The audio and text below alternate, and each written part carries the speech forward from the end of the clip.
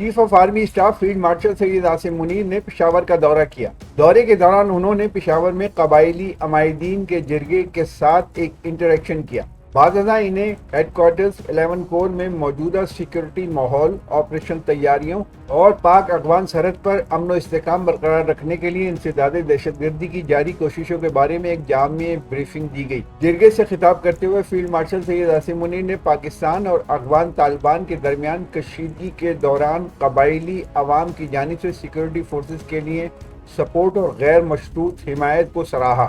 انہوں نے دہشت گردی کے خلاف جنگ میں خیبر پختونخوا کے بہادر عوام کی قربانیوں کو زبردست خراج تحسین پیش کیا۔ قبائلی عمائدین نے دہشت گردی اور افغان طالبان کے خلاف مسلح افواج کی مکمل حمایت کا اعادہ کیا۔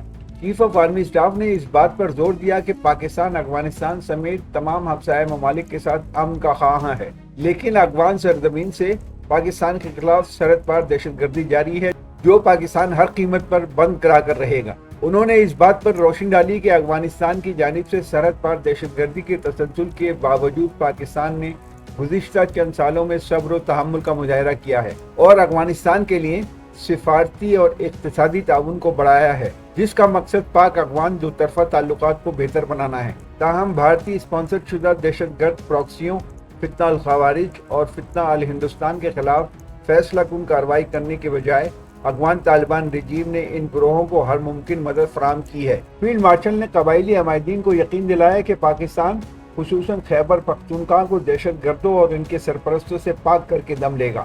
قبائلی عمائدین نے آرمی چیف کی جانب سے واضح اور کھلی گفتگو کو سراہا اور پاکستان میں امن کے لیے اپنے غیر متزلزل عزم کا اظہار کیا۔